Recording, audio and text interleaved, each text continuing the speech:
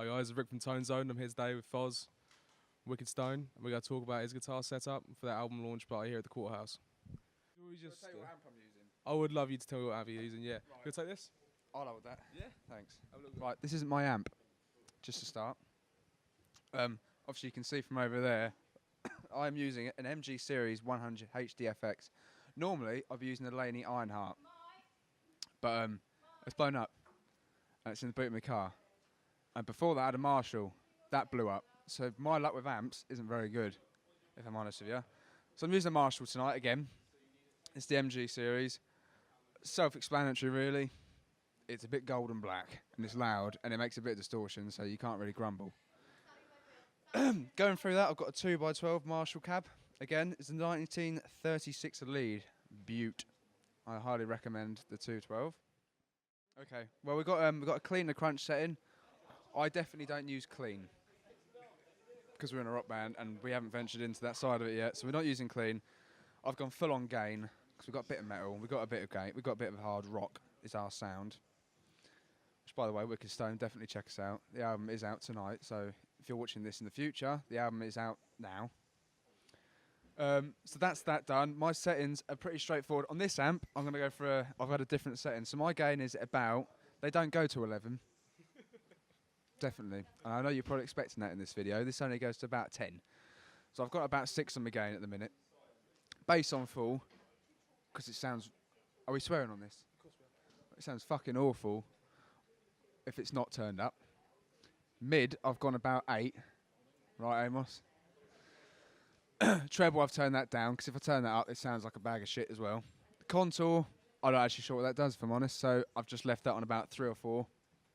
Volume, I've gone about half. To be fair, I don't think that volume dial... Joe, get out of the shot. Volume dial, I don't think it actually works, so I've just left it. This is the important part. About 2 hours ago, I was doing sound check. I had my send and return going through the amp. Didn't work. Me being a guitarist, I'm not very smart. Turns out you've got to turn up the effects loop mix to make it work. Alright, so if you put anything through a send and return on a Marshall MG Series 100 HDFX, make sure the effects loop mix is turned right up to make it work. FDD, can't comment, don't know what it does. Channel select, pretty straightforward. Again, I'm not bothering the clean because I don't use it. What else can I tell you about? That's a microphone in front of it to make it a bit louder. Right, I'm going to go straight into guitars. So tonight, I play, at home, I play a Strat. So, kind of irrelevant for tonight. Tonight, I've got 2 Les Pauls. I have a lovely vintage Les Paul. And I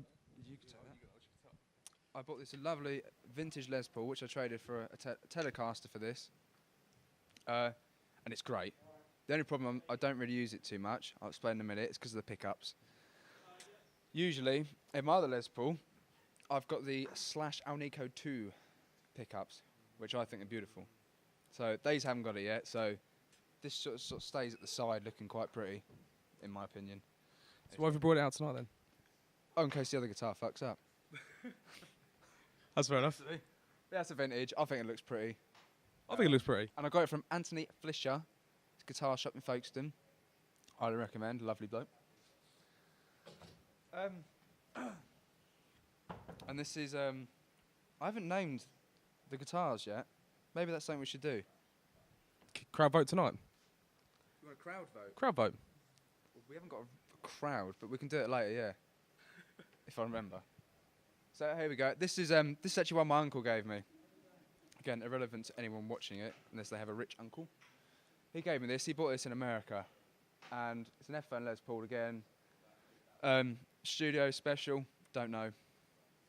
I don't know much about guitars. All I know is it looked nice, and he gave it to me for free. So, obviously, I wasn't going to turn it down. But I've always played Les Pauls. Love the feel of a neck. So, this for me sums it up. As I say, I've got the Slash pickups in it. It's great. Again, I wouldn't recommend this because it's a bag of crap, and my dad gave it to me, and I had nothing else at the time. So here I've got a wah pedal, straightforward, Jim Dunlop wah. I did have a Hendrix one, didn't work, so I threw it in the bin. for my boosts, I don't actually know what to use. So, again, this was free. It's an Overdrive OD3. It actually is really good.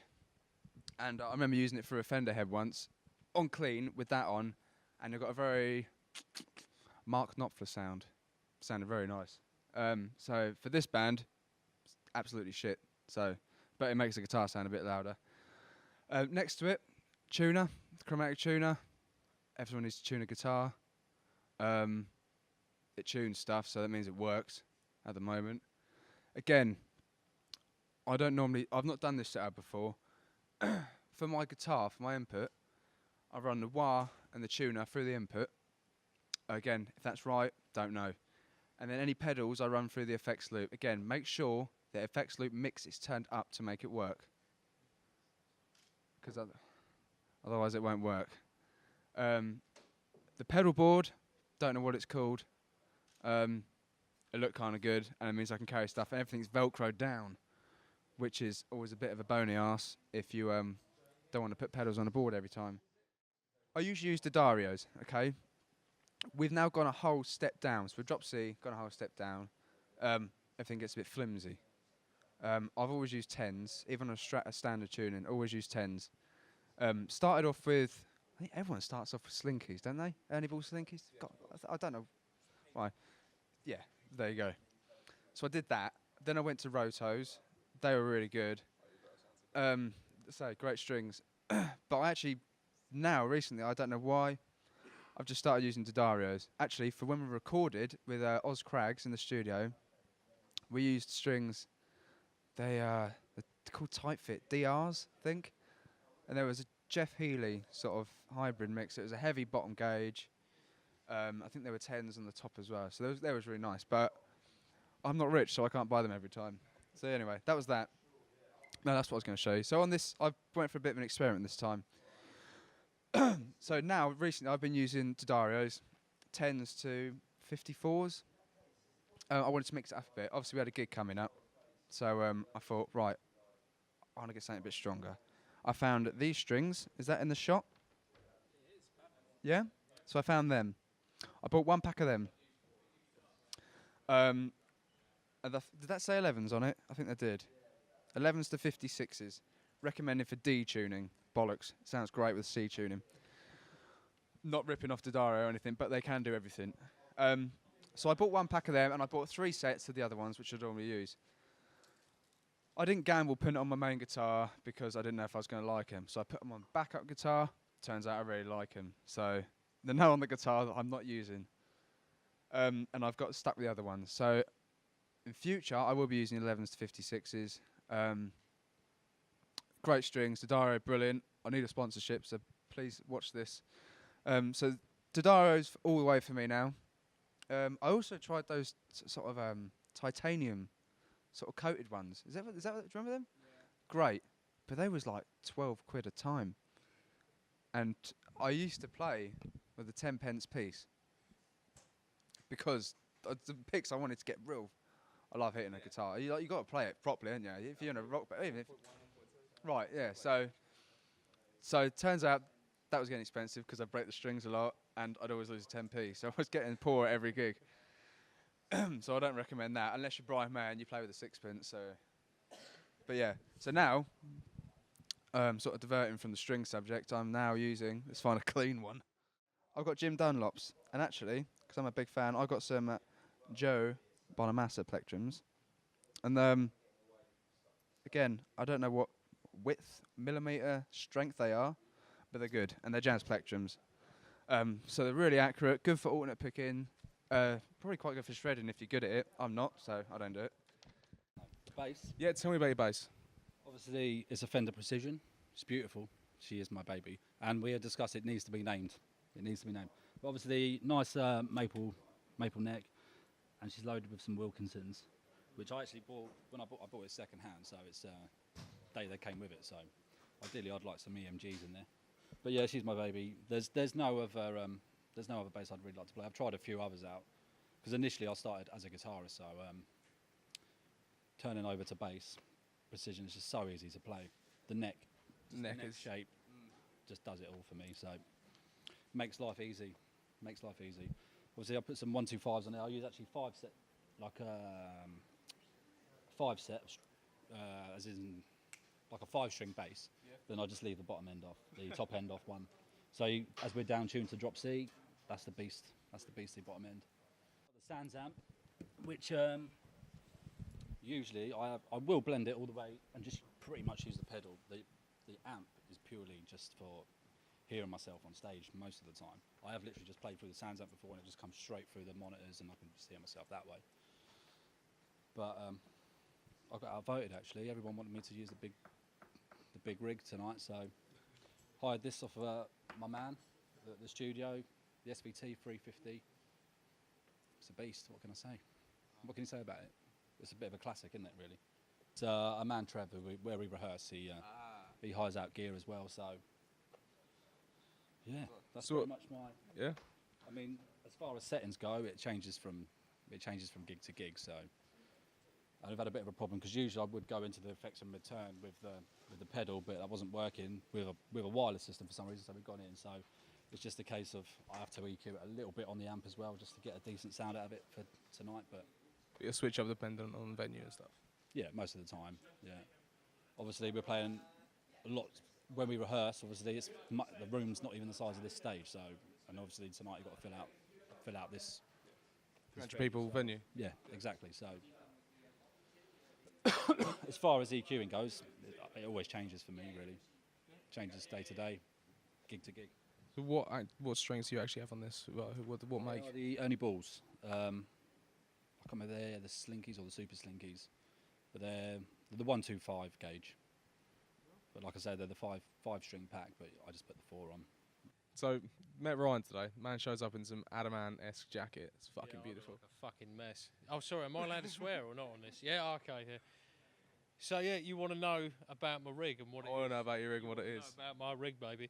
So, what we've got over here, we got the RH50, which is a Randall head. I've got it currently running through a Marshall, but that's purely because that's all I could rent at the time.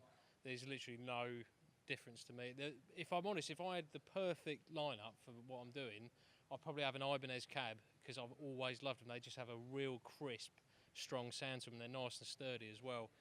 But the amp itself, what I tend to do with it is, because my guitar's got EMGs in it, which are the Zakk Wylde ones, they're very high end. You get a lot of treble with them. So on the amp itself, I tend to have to use a lot of bottom end to try and balance it out a little bit, because otherwise it is just so shrill. But as soon as you get that bottom end in, cut the treble a little bit, and you've got the most beautiful kind of really thick, beefy sound to it. And for rhythm, for me personally, that's what it's all about.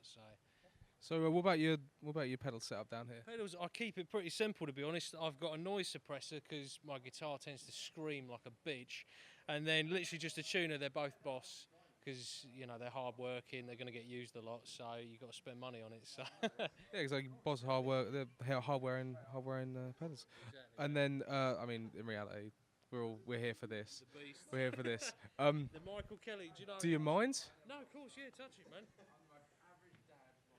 Do you wanna? Yeah. Yeah. He's not putting that on the amp, is he? What, the guitar? The alcohol. Oh, fuck off. Only a beer, Jesus. Zoom in on that eyeliner. Look still.